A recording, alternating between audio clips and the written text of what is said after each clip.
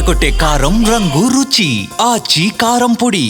Gig workers అంటే మనందరికీ కూడా తెలిసిందే. గిగ్ వర్కర్స్కి సంబంధించి ఎన్నో వార్తల్ని కూడా బిగ్ టీవీ చూపించడం జరిగింది. అయితే గిగ్ వర్కర్స్ పడుతున్న బాధలు అంటే ర్యాపిడో, జొమాటో, రూబర్ ఇలా వీళ్ళందరూ కూడా పడుతున్న బాధలు ఏవైతే ఉన్నాయో వాటన్నిటిని గుర్తించి కేంద్రం దాకా తీసుకెళ్లిన గిగ్ స్థాపకుడు ఇప్పుడు మనతో పాటు ఉన్నారు. ఒకసారి వారితో మాట్లాడదాం.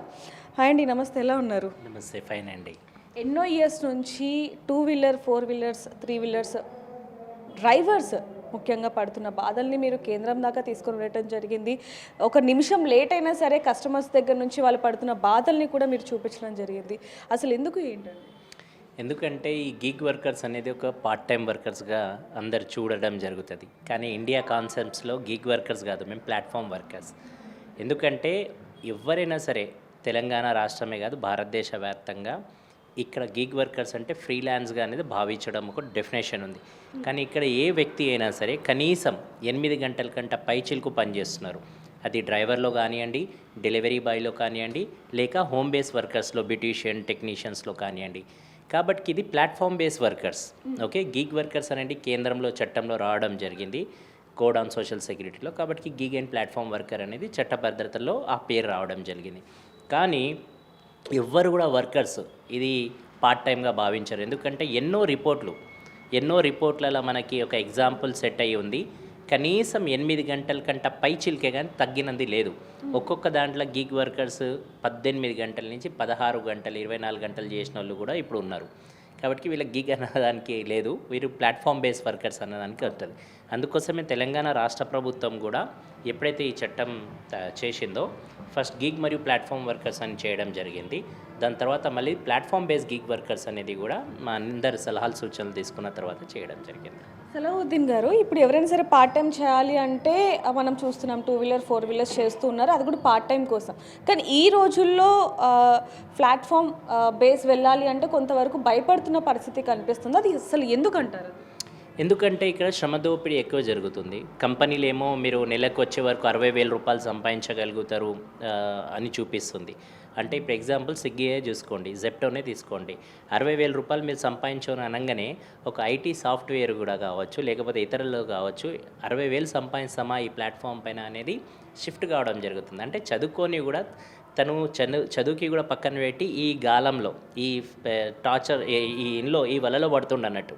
ఈ వలలో ఒక్కసారి దిగిన తర్వాత ఒక్కసారి పని చేయడం స్టార్ట్ చేస్తే అది సాధ్యం కాదు అని తెలిసిపోయిన తర్వాత మళ్ళీ బ్యాక్ వెళ్తే ఆ ఆపర్చునిటీ అనేది కోల్పోవడం జరుగుతుంది. ఇది ఎన్నోసార్లు చెప్పడం జరిగింది. ఇంతకుముందు మీరు భారతదేశంలో హైదరాబాద్ మహానగరంలో కూడా ఓలా ఊబర్ వచ్చినప్పుడు మీరు చూసిండొచ్చు, 1,00,000 రూపాయల వరకు సంపాదించవచ్చు అని పెద్ద పెద్ద మెట్రోకి హోర్డింగ్స్ అవన్నీ పెట్టారు, బస్ స్టాప్స్కి, మెట్రోస్. ఇప్పుడు 20,000, 30,000 కూడా సంపాదన లేదు వాళ్ళది. అంటే రోజుకి ఎంత దిగజారిపోయింది అనేది చూడండి. అంటే కంపెనీలు ఇచ్చే వాగ్దానాలు కూడా కంపెనీ ఫుల్ఫిల్ చేయలేని పరిస్థితుల్లో ఉన్నాయి. దీనిపైననే చట్టం రావాలి. చట్టంతో పాటు వాళ్ళకి సోషల్ సెక్యూరిటీ రావాలి. సోషల్ సెక్యూరిటీతో పాటు వాళ్ళకి ఒక వేజ్ ఎన్ష్యూర్ అనేది కావాలనేది ప్రధానంగా 3 డిమాండ్లతో ప్రభుత్వం ముందు పెట్టడం జరిగింది. కేంద్రంలో కావచ్చు, రాష్ట్రంలో కావచ్చు. కేంద్ర ప్రభుత్వం ఏదైతే ఇప్పుడు తీసుకొచ్చిందో కోడ్ ఆన్ సోషల్ సెక్యూరిటీలో వాళ్ళకి కేవలం సోషల్ సెక్యూరిటీ స్కీమ్స్ అందించడం జరుగుతుంది. అంటే ESI, PF, health, maternity, pension లాంటి స్కీమ్స్ అందించడం జరుగుతుంది. కానీ రాష్ట్ర ప్రభుత్వం ఏదైతే ఉందో చట్టం తయారు చేయడం జరిగింది. చట్టంలో చట్ట భద్రత ఇచ్చింది. ఏ అగ్రిగేటర్ కంపెనీ అయినా సరే ఈ చట్ట భద్రతలో వచ్చి పనిచేయడం జరుగుతుంది. అంటే ఇక్కడ ఎగ్జాంపుల్ ఒక డెలివరీ బాయ్ కావచ్చు, ఒక డ్రైవర్ కావచ్చు, ఒక హోమ్ బేస్ వర్కర్ కావచ్చు, వీరు ఎప్పుడైనా ఐడీలు బ్లాక్ చేస్తే ఏదైనా చెప్పాలంటే వాళ్ళకి గ్రేవియన్స్ లేకపోయేది ఉండే. ఇప్పుడు ఇక్కడ గ్రేవియన్స్ తయారైపోయింది. ఇది మీరు నేరుగా వెళ్ళి మీరు అఫీషియల్గా లేబర్ డిపార్ట్మెంట్కి అప్రోచ్ కావచ్చు. ఇంతకుముందు మీకు ఏ డిపార్ట్మెంట్ అంటే ఐటీ డిపార్ట్మెంటా, లేబరా, ట్రాన్స్పోర్టా లేకపోయేది. ఇప్పుడు కనీసం ఒక కొలిక్కి వచ్చింది, మా డిపార్ట్మెంట్ లేబర్, మా సమస్యలు ఎక్కడైనా పరిష్కారం జరగాలంటే లేబర్ డిపార్ట్మెంట్. నేను ఎన్ని గంటలు పనిచేస్తున్నా, నా డేటా ట్రాన్స్పరెన్సీ కావాలంటే లేబర్ డిపార్ట్మెంట్ పోయి అడగవచ్చు. ప్లాట్ఫామ్ నా ఐడి బ్లాక్ చేసింది అనుకుంటే వెళ్ళి నేను లేబర్ డిపార్ట్మెంట్లో ఇప్పుడు నా ప్రాబ్లం పెట్టుకోవచ్చు. అంతేకాకుండా తెలంగాణలో ఇంకొకటి ట్రైపార్టెడ్ వెల్ఫేర్ బోర్డు కూడా ఉంది. దీనిపైన ఒక వెల్ఫేర్ బోర్డు తయారవుతుంది. ఆ వెల్ఫేర్ బోర్డులో అగ్రిగేటర్ కంపెనీస్ ఉంటాయి, ప్రభుత్వం ఉంటుంది, యూనియన్ ఉంటుంది. ఈ కూర్చొని 3 ట్రైపార్టెడ్గా డిసిజన్ తీసుకొని వాళ్ళ వెల్ఫేర్ కోసం కావచ్చు, లేకపోతే వాళ్ళ సోషల్ సెక్యూరిటీ స్కీమ్స్ కోసం కావచ్చు, ఇవన్నీ డిజైన్ చేయడానికి కోసం అవకాశం ఉంది. ఈ ప్లాట్ఫామ్ వర్కర్స్కి చాలా మంది కూడా ఒక యూనియన్ ఉంది వాళ్ళ కోసం అనేది ఇప్పటి వరకు కూడా తెలియని పరిస్థితి కనిపిస్తుంది. ఏదైనా ఇష్యూ జరిగినా లేకపోతే ఆ సంస్థకి సంబంధించి ఏదైనా ఇబ్బందులు ఉన్నా, ఎక్కువ ఛార్జెస్ పెంచినా లేకపోతే కొంచెం ఇబ్బంది చేసినా ఎక్కడికి వెళ్ళాలి, ఎవరికి కంప్లైంట్ ఇవ్వాలనేది కూడా తెలియని పరిస్థితి కనిపిస్తుంది. వాళ్ళకి సంబంధించి మీరు ఏం చెప్తారు? ఈ మధ్యకాలంలో ఇప్పుడిప్పుడు యూనియన్స్ చాలా యాక్టివ్గా ప్రోయాక్టివ్గా పనిచేస్తున్నాయి. మన తెలంగాణలో Telangana gig and platform workers union ఉంది. నేను దానికి ఫౌండర్ స్టేట్ ప్రెసిడెంట్ని. ఈ మధ్యకాలంలో మీరు చూసుకుంటే మేము కూడా రీచ్ కావడానికి ప్రయత్నం చేస్తున్నాం. కానీ ఇదంతా డిజిటల్ వర్క్, అంటే మూవింగ్ ఆన్ ద ఎర్త్. ఈ ప్రతి ఒక్క డ్రైవర్ కావచ్చు, డెలివరీ బాయ్ కావచ్చు, అర్బన్ కంపెనీ వర్కర్ కావచ్చు, ఒక జాగాలో ఉండరు. వీళ్ళకి వెళ్ళి చెప్పి యూనియన్లో జాయిన్ చేయాలంటే. కాబట్టి వీళ్ళ వరకు రీచ్ కావాలంటే కూడా యూనియన్కి ఒక అడ్డుకట్ట ఉంది. వాళ్ళు కూడా మా దాకా రీచ్ కావాలంటే కూడా ఒక గ్యాప్ ఉంది. ఆ గ్యాప్కి దూరం చేయడానికోసమే ఇండియాలోనే first time Telangana gig and platform workers union వాళ్ళ కోసం డిజిటల్ యూనియన్ మెంబర్షిప్ కార్డ్ తయారు చేయడం జరిగింది. వాళ్ళు ఎక్కడి నుంచి అయినా సరే వాళ్ళకి యూనియన్ గురించి తెలియంగానే వాళ్ళు యూనియన్కి నేరుగా రుసుము కట్టి వాళ్ళు మెంబర్షిప్ తీసుకొని వాళ్ళకి ఈమెయిల్ ద్వారా వాళ్ళు మెంబర్షిప్ పొందవచ్చు. అంటే ఒక డిజిటలైజేషన్లో ఎట్లయితే పోరాటం ఒక కంపెనీస్ డిజిటల్గా నడుస్తుందో, పోరాటే హక్కుల యూనియన్స్ కూడా డిజిటలైజేషన్కి ట్రాన్స్ఫర్ కావడానికి కోసం అవకాశం చేసినాం అన్నట్టు. ప్రభుత్వం కావచ్చు లేకపోతే కేంద్రం కావచ్చు వాళ్ళ కోసం ఎన్నో బెనిఫిట్స్ని ఇస్తున్నప్పటికీ కూడా వాళ్ళ దాకా ఇంక ఈ వార్తలు కూడా వెళ్ళట్లేదు. అంటే ఇప్పుడు ఎవరైతే ఈ పార్ట్ టైం జాబ్గా చేస్తున్నారో ప్లాట్ఫామ్ ఫర్ వర్కర్స్ ఎవరైతే ఉన్నారో వాళ్ళకి అసలు ఈ విషయాలు కూడా తెలుసుకోకుండా కేవలం డబ్బు సంపాదిస్తున్నామా పార్ట్ టైంగా, ఆ డబ్బు మనకు వస్తుందా లేదా అని ఆలోచిస్తున్నారే తప్ప ఆ వెనకాల ఎన్ని బెనిఫిట్స్ ఉన్నాయనేది వాళ్ళు తెలుసుకోలేకపోతున్నారు. దానికి సంబంధించి ఏం చెప్తారు? దీనికి ప్రాబ్లం గ్యాప్ చాలా ఉంది. కేంద్ర ప్రభుత్వం కావచ్చు, రాష్ట్ర ప్రభుత్వం కావచ్చు, యాజ్ ఎ యూనియన్స్ కూడా మేము కూడా కావచ్చు, జనాల మధ్యలో కావాల్సిన వరకు తీసుకువెళ్ళే దాంట్లో ఫెయిల్ అవుతున్నాం. ఎందుకు అంటే ప్రభుత్వం ఒకసారి ఒక చట్టం రూపొందించితే ఆ చట్టం జనాల మధ్యలో తీసుకుపోయే బాధ్యత ప్రభుత్వంది, అధికారులది, దాంతోపాటు యూనియన్స్ది. ఏదైతే గ్యాప్ ఉందో ఆ గ్యాప్ ఎందుకు ఏర్పాటు పడుతుంది అంటే ఈ ప్లాట్ఫామ్లో ఎవరు కూడా ఎక్కువ టైంలో ప్లాట్ఫామ్లో పని చేయరు. ఈ ప్లాట్ఫామ్లో ఒక 2 గంటలు 3 గంటలు ఈ ప్లాట్ఫామ్లో అంటే ఓలాలో పనిచేస్తారు, మళ్ళీ ఊబర్లో పనిచేస్తారు, మళ్ళీ ర్యాపిడోలో పనిచేస్తారు. అలాగే ఒకే వ్యక్తి ఇలా వేరే వేరే ప్లాట్ఫామ్లో చేయొచ్చు అంటారా? అసలు చేయొచ్చు. దానికోసమే మనం యూనిక్ ఐడి కూడా తీసుకురావడం జరిగింది. ఆయన ఏ ప్లాట్ఫామ్ పైన చేసినా కూడా ఈ శ్రమ్ ద్వారా ఆ ప్లాట్ఫామ్ మర్జ్ అయిపోతుంది. అంటే ఆయనకు రావాల్సిన హక్కులు బెనిఫిట్ కూడా ఈ శ్రమ్ ద్వారా ఒకటే యూనిక్ ఐడి ద్వారా భారతదేశ వ్యాప్తంగా ఆ ఐడి చెందే విధంగా ప్లాన్ చేసినాం అన్నట్టు. అది ఎగ్జాంపుల్ తెలంగాణ నుంచి మైగ్రెంట్ అయిపోయి మహారాష్ట్ర పోయింది అనుకోండి, కర్ణాటక పోయింది అనుకోండి, అక్కడ జరగరాంది ఏదైనా జరిగితే కూడా ఆ కార్డ్ అక్కడ కూడా వ్యాలిడ్ ఉండేటట్టుగా ప్లాన్ చేయడం జరిగింది. రానున్న ఒక 20 ఏళ్ళు 10 ఏళ్ళు దృష్టిలో పెట్టుకొని ఈ శ్రమ్లో కూడా గిగ్ మరియు ప్లాట్ఫామ్ వర్కర్లకు చేరేయడం జరిగింది. దానివల్ల ఏదైనా జరగరాంది సంఘటన జరిగితే ఇప్పుడు గవర్నమెంట్ నుంచి, స్టేట్ గవర్నమెంట్ నుంచి కావచ్చు లేకపోతే సెంట్రల్ గవర్నమెంట్ నుంచి కావచ్చు వచ్చే బెనిఫిట్స్ అన్నీ వయాటు ఈ శ్రమ్ ద్వారానే రానున్నాయి. అందుకోసమే union Telangana gig and platform workers union కంటిన్యూస్గా ఈ శ్రమ్ పైన అవేర్నెస్ కావచ్చు, ఎయిర్పోర్ట్లో కావచ్చు, బస్ స్టేషన్స్, రైల్వే స్టేషన్స్తో కావచ్చు, వాళ్ళకి కొన్ని ఏమంటారు వర్క్షాప్స్ పెట్టి అవేర్నెస్ క్రియేట్ చేస్తూ వాళ్ళకందరికీ ప్రోత్సాహం ఇస్తుంది అన్నట్టు. ఇప్పుడు కేంద్రం కూడా భారత్ ట్యాక్స్ అని చెప్పి ఒక యాప్ని తీసుకొని రావడం జరిగింది. దాంట్లో ఇప్పటికే ఢిల్లీలో 52,000 మంది ఆల్రెడీ రిజిస్ట్రేషన్ చేయించుకున్నారు. అయితే దానివల్ల చాలా వరకు బెనిఫిట్స్ ఉన్నాయని చెప్పొచ్చు. ఆ యాప్కి సంబంధించి మీ అభిప్రాయం ఏంటి? చూడండి, అది తెలంగాణలో స్టార్ట్ అయింది. ఫస్ట్ అయితే తెలంగాణలో ఫస్ట్ అది ఆప్షన్ ఏమంటే చెయ్యాలని ప్రభుత్వానికి డిమాండ్ ఉండే, ఒక ప్రభుత్వం సొంత యాప్ తీసుకొని రావాలని.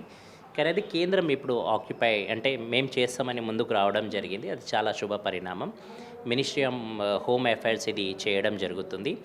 ఇది సహకారిత ఒక అంటే కోఆపరేటివ్ మోడల్లో తీసుకొచ్చి ఆ కోఆపరేటివ్ మోడల్లో ఈ సహకారిత భారత్ ట్యాక్సీ యాప్ తీసుకురావడం జరిగింది.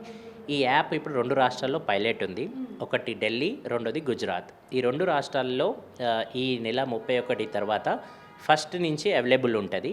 దాని తర్వాత ఆ ఫ్లెక్సిబిలిటీ చూసి వేరే రాష్ట్రాలకు కూడా దానికి విస్తూరం చేయడానికోసం అవకాశం ఉంది. అది ఫెయిల్యూరా సక్సెస్సా అనే చెప్పేదానికంటే ముందు కొద్ది వేచి చూడడం బెటర్. ఎందుకంటే అగ్రిగేటర్ కంపెనీస్ ఏవైతే ఉన్నాయో ఓలా, ఊబర్, ర్యాపిడో చాలా బలంగా ఉన్నాయి అన్నట్టు. అంటే వాళ్ళ దగ్గర ధనబలం ఎక్కువ ఉంది. ఎప్పుడైనా కస్టమర్స్కి కావచ్చు, వర్కర్స్కి కావచ్చు, ఆ ప్లాట్ఫామ్ పైన రాదాని కోసం మోడల్ వాళ్ళ దగ్గర రెడీ ఉంది. కానీ అలాంటిది మా దగ్గర భారత్ ట్యాక్సీలో లేదు. ఎందుకంటే ఇది కోఆపరేటివ్ కాబట్టి మేమే నడిపించుకోవాలి. భారత్ కోఆపరేటివ్ మోడల్ అంటే ఇది సహకారితతో మేమే నడిపించుకోవాలి కాబట్టి. మీరు ఇప్పుడు అంటున్నారు అది వచ్చిన తర్వాత ఎలా ఉందో చూసి చెప్పాలి అంటున్నారు కదా. ఎందుకంటే ఇప్పుడు వరకు ఉన్న ఎవరైతే ఈ ప్లాట్ఫామ్ వర్కర్స్ ఎవరైతే ఉన్నారో వాళ్ళు పడుతున్న ఇబ్బందులు మనం చాలా చూస్తున్నాం. ఒకవేళ లేట్ వెళ్ళినా లేకపోతే వాళ్ళకి కొంచెం అమౌంట్ కట్టడం, దూరం వెళ్తే కొంచెం అసలు లొకేషన్ కూడా ఫస్టే చూపించదు. ఇలా దానివల్ల ఎన్నో ఇబ్బందులు పడుతున్నారు కాబట్టి ఇప్పుడు ఈ యాప్లో చాలా వరకు సేఫ్ అండ్ సెక్యూర్ ఉంటుంది వీటికంటే, కాబట్టి బెస్ట్ అని అనుకోవచ్చు కదా. అదే బెస్ట్ అనే నేను అదే అంటున్నా, బెస్ట్ అనే అంటున్నా. కానీ ఎక్కడి వరకు సక్సెస్ లేయర్ అనేది మాత్రం ఆఫ్టర్ సెకండ్ హాఫ్లో చెప్పవచ్చు. ఎందుకంటే ఈ 2 రాష్ట్రాల్లో పైలట్ అయిపోయిన తర్వాత వేరే రాష్ట్రాల్లో విస్తూరంగా జరుగుతుంది కాబట్టి.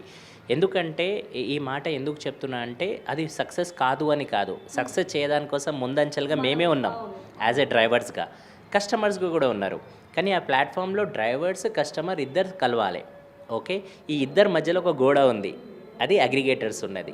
అగ్రిగేటర్స్ ఎప్పుడు ఏదైనా చేయొచ్చు, ఎందుకంటే వాళ్ళ దగ్గర ధనబలం ఉంది కాబట్టి, వాళ్ళ దగ్గర సాఫ్ట్వేర్ టెక్నాలజీ ఉంది కాబట్టి ఎప్పుడైనా మార్చొచ్చు. కానీ భారత్ ట్యాక్సీలో మేము ప్రభుత్వంతో కొట్లాడి ఇంట్లో తీసుకొచ్చిన భాగ్యం ఏంటిదంటే, మంచి పాయింట్ ఏంటిదంటే, చాలా రాష్ట్రాల్లో మాకు గిట్టుబాటు ధర లేదు అనేది పెద్ద సవాల్గా మారింది. కానీ ఇప్పుడు అది ఒక రాష్ట్ర ప్రభుత్వమే అక్కడ ఉన్న రేట్స్ అనేది ఫిక్స్ చేయడం జరుగుతుంది భారత్ ట్యాక్సీలో. ఆ అనుకూలంగా ఆ రాష్ట్రం రేట్సే రాష్ట్ర ప్రభుత్వం కూడా డిసైడ్ చేసిన రేట్లే ఆ భారత్ ట్యాక్సీలో రానున్నాయి. ఇప్పటి వరకు ఉన్న అంచనాల ప్రకారంగా ఇప్పటి వరకు మేము కేంద్రంతో బ్యాక్ టు బ్యాక్ ఇన్లో టచ్లో ఉన్నాము. ప్రతి సంప్రదాయంలో ప్రతి దాంట్లో కూడా మేము వాళ్ళకి అడ్వైజ్ చేయడం, వాళ్ళు కూడా మాతోని సంప్రదించడం జరుగుతుంది. ఇవన్నిట్లో ఈ ప్రాసెస్ నడుస్తుంది. కాబట్టి ఒక్కసారి కిక్ స్టార్ట్ అయిన తర్వాత దాని రిజల్ట్స్ ఏ విధంగా ఉంటాయి అనేది వేచి చూడాలి. ఎందుకంటే ర్యాపిడో లాంటి కంపెనీలు ఓలా, ర్యాపిడో ముఖ్యంగా మీరు చూస్తే దానికి ఎట్లా ఆపేయాలి అనే పంతం స్టార్ట్ చేసినాయి. ఓకే, ఇన్సెంటివ్స్తో మళ్ళీ కొత్త విధానాలతో వస్తున్నాయి. కానీ అలా ఏమంటారు, ఆ గాలంలో మళ్ళీ మా డ్రైవర్లు పడకుండా ఈ భారత్ ట్యాక్సీ యాప్కి కొద్దిగా బలం చేర్చుకుంటే దీనికంటే మంచిది ఉండదు అనేది నా నమ్మక విశ్వాసం. కానీ ఈ ప్లాట్ఫామ్ పైన 2 విధాలుగా, అటు కస్టమర్స్ కూడా ఉండాలి, ఇటు డ్రైవర్స్ కూడా ఉండాలి. అప్పుడు దానికి సఫలం వైపు ఎక్కువ స్పీడ్గా దూసుకెళ్ళడానికి అవకాశం ఉన్నది. ఇప్పుడు ఏదైతే మనం డ్రైవర్స్ గురించి మాట్లాడుకుంటున్నామో వాళ్ళు ఇందాక మనం మాట్లాడుకున్నట్టుగా ఎన్నో ప్రాబ్లమ్ ఫేస్ చేస్తున్నారు. వాళ్ళు మీ దాకా చేరుకొని వాళ్ళ సమస్యలను తీర్చుకోవాలి అంటే ఏం చెప్తారు? Simple, very simple. సమస్యలు ప్రతి జాగాలో ఉన్నాయి. సమస్యలకి పరిష్కారం అనేది ఒక ఆర్గనైజేషన్, ఒక యూనియన్ వల్ల అవి అన్నీ సహకారం అవుతుంది. యూనియన్ ఏంటిదంటే వర్కర్స్ వాయిస్ లేపడం, వాళ్ళకున్న ఇబ్బందులు, వాళ్ళకున్న సమస్యలకి ప్రభుత్వం దృష్టికి కావచ్చు, కంపెనీల దృష్టికి కావచ్చు తీసుకువెళ్ళి మధ్యవర్తిగా చేసి దానికి ఆ ప్రాబ్లంకి సాల్వ్ చేసి వర్కర్ సైడ్ నిలబడ దానికోసమే యూనియన్స్ తయారు చేయడం జరుగుతుంది. ఈ unions Telangana gig and platform workers union భారతదేశంలోనే తెలంగాణనే మొదటి యూనియన్. ఇది గిగ్ మరియు ప్లాట్ఫామ్ వర్కర్లకే, కేవలం యాప్ ఆధారితంగా పనిచేసే వర్కర్ల కోసమే ఇది ముందు దృష్టిగా 2 ఏళ్ల ముందే ఇది తయారు చేయడం జరిగింది. అంటే ఇది వాళ్ళ కోసమే, వాళ్ళ వెల్ఫేర్ కోసమే ఆలోచించి చేయడం జరిగింది. అలాగే Indian federation of app based transport workers కూడా 2019లోనే తయారు చేయడం జరిగింది. అది భారతదేశ వ్యాప్తంగా, అది కూడా యాప్ ఆధారితంగా పనిచేసేటోళ్ళందరూ కూడా దానిలో వస్తారన్నట్టు. ఇవి ప్రధానంగా ఇప్పుడైతే ఈ 2 యూనియన్స్ భారీ ఎత్తుగా పనిచేయడం జరుగుతుంది. అది కేంద్రంలో అటు సెంట్రల్గా ఇటు స్టేట్ వైజ్గా, కాబట్టి పని జరుగుతుంది. ఇప్పుడు ఇంకా నేను కోరేది ఏంటిదంటే చాలా ట్రేడ్ యూనియన్స్ కూడా దీనికి ముందుకొచ్చి ఆక్యుపై చేసుకొని వాళ్ళు కూడా దీనికి చేయడం అనేది శుభ పరిణామం. ఈ మధ్యకాలంలో కూడా చాలా వేరే ట్రేడ్ యూనియన్స్ మిత్రులు కూడా గిగ్ మరియు ప్లాట్ఫామ్ వర్కర్లకి ఆర్గనైజ్ చేయడం స్టార్ట్ చేసినారు. ఇప్పుడు మాకు ఎందుకంటే ఇది రెస్పాన్సిబిలిటీ అందరిది, ఒక టీజీపీడబ్ల్యూ, ఒక షేక్ సలావుద్దీన్తో కాదు, వాళ్ళందరూ కూడా భాగ్యస్వాములు కావాలి. కాబట్టి ఇప్పుడు వీళ్ళందరికీ ఆర్గనైజ్ చేయడం కూడా స్టార్ట్ చేయడం జరిగింది. మేబీ తొందరగా వీళ్ళకి అందరికీ అప్రోచ్ కావడం జరిగితే వాళ్ళకి రావాల్సిన బెనిఫిట్స్ మనం అందరం అన్ని ఆర్గనైజేషన్స్ ఇప్పించగలిగితే, యూనియన్స్ ఇప్పించగలిగితే వాళ్ళ హక్కులకి వాళ్ళ కరెక్ట్ రైట్స్ చేసిన వాళ్ళ దాంట్లో మనం నిలబడగలుగుతాం. సో చూస్తున్నాం కదా, గిగ్ అండ్ ప్లాట్ఫామ్ యూనియన్ ఏదైతే ఉందో వాళ్ళు ప్రతి ఒక్క డ్రైవర్ కోసం ఎంత అయితే అంత వాళ్ళు ముందుకు వెళ్ళడానికి కూడా రెడీగా ఉన్నారు. కేంద్రంతో కూడా మాట్లాడుతున్న పరిస్థితిని కూడా మనం చూస్తున్నాం. మరి మీకు ఎలాంటి సందేహాలు ఉన్నా కూడా వీళ్ళని అప్రోచ్ అవ్వచ్చు. మరిన్ని వార్తల కోసం చూస్తున్నానండి బిగ్ టీవీ. కెమెరామెన్ నరసింహతో రిపోర్టర్ దేవిక అంబర్పేట్.